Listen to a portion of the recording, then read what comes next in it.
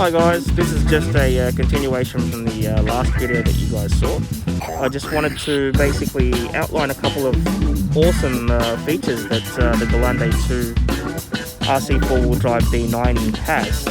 And one thing that I've actually noticed upon driving this and comparing it to the Traxxas TRX4 Land Cruiser is that this drives a lot more scale. I know that I've said it in the previous videos that the Traxxas TRX4 with the current setup that I have, the ESC motor and servo setup that I have, albeit being very expensive, obviously, as I said, it doesn't drive anything like this one, but the difference is in the scale drive. So these RC4WD Gelande 2s are all always locked diffs, so they're 100% locked front and rear, meaning you can't switch them from locked to unlocked like the TRX4. But the difference is with the TRX4 is that you can unlock them. Now, when the diffs are unlocked, as they are in real one-to-one scale, that makes for better turning circles. So you can actually turn a lot tighter than what you can with locked diffs. But with the unlocked diffs, with the locked diffs, obviously the turning circle is just a lot worse than what it is with unlocked differentials. But the way this drives is actually a lot more scale than the TRX4. Now you'll notice that when you climb, because there's not as much flex in this, there's not as much articulation in the shocks, even though I'm using the top of the line Proline shock absorbers, and I'm also using basically the best possible tires I can get, which are the Proline KM3 BF Goodrich tires with a very soft compound. So it's got as much grip as I can actually buy for this vehicle. I did try the Hyrax tires for this from Proline, but I kind of find they've got a little bit too much grab, and at times when you need it to actually have a little bit of wheel spin, that's when you lose with the Hyraxes, because they don't give you as much wheel spin as what the KM3 BFGs do.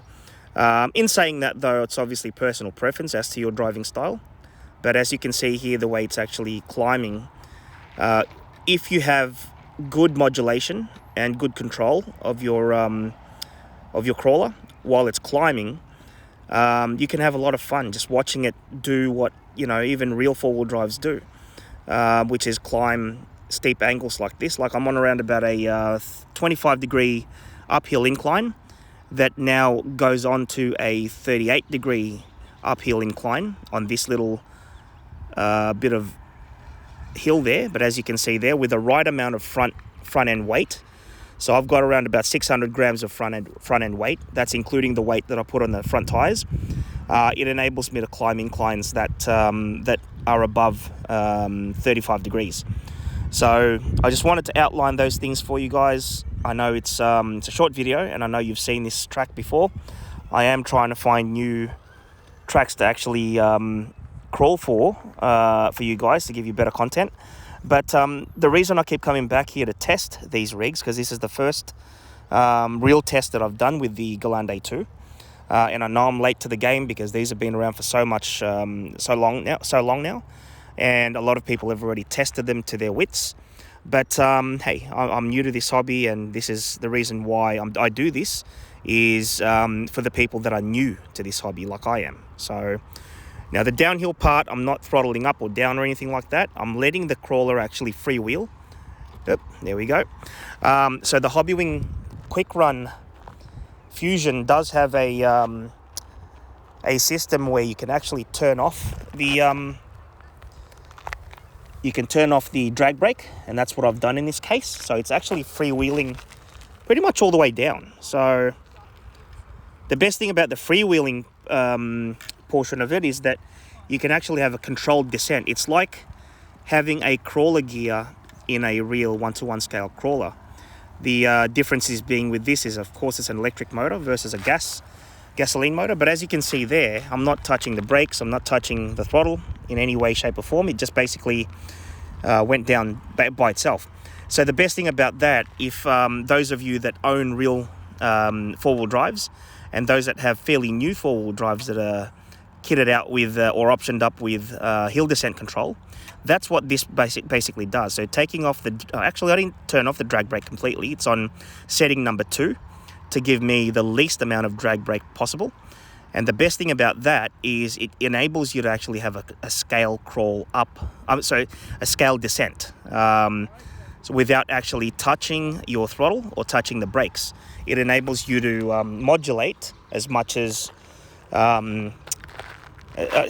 little as you want. So, sorry, I'm just a little bit in a precarious position here because I'm slipping, but what I'll do is go back up and give you one more climb so you can have a look at the climb characteristics once again before I end the video. So I'll take one more uphill climb for you guys. Now I did the Land Cruiser on the last time I was here. I did the Land Cruiser for you guys, and The difference between this and the Land Cruiser is the Land Cruiser's got so much more articulation because of the cantilever shocks that I installed on it, whereas this uses standard shocks, but they are obviously the scale rear ones. If you watch the previous video that I did on the building of this this rig, I decided to go the Boom Racing scale suspension system at the back, and I haven't lost anything by doing that. In fact, I think I've gained a little bit. I've gained a little bit more articulation because the spring and the damper is actually separate to each other. But as you can see there, it's you know, this second time round, it's just doing what it's supposed to do. So, and like if you had a real Land Rover D90, like if you watch a Land Rover D90 climb inclines like this and ruts like this, you would see that they don't have much flex because, of course, they are a solid front axle, solid rear axle, and they're on a coil spring setup. And the amount of flex they have is very minimal compared to, say, you know, your Nissan Patrols and those kind of vehicles. But they look so good when you've got one wheel, one wheel in the air, and you're trying to climb something like this, and you know that the damage will be big if you actually do end up losing it, which I almost did there. So, being a hard body, it's not a easy thing to... Yep, there we go, we've lost it.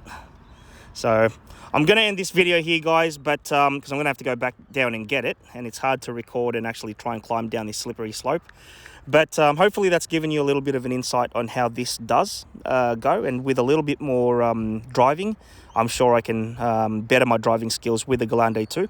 But as it stands at the moment, I'm stoked with it. I'm very, very happy with the way it ended up and the build, and I'm happy with all the upgrades that I've actually installed on it. So thank you very much for joining me, and until the next video, hopefully you can join me again. Subscribe if you haven't, and if you like the video, hit like if you do, as it does help me to improve upon my videos. If there's any comments that you guys have, any questions that you guys have, please feel free to share, and feel free to send me any messages. So until the next time, guys, keep safe, and I'll see you in the next one. Cheers and peace.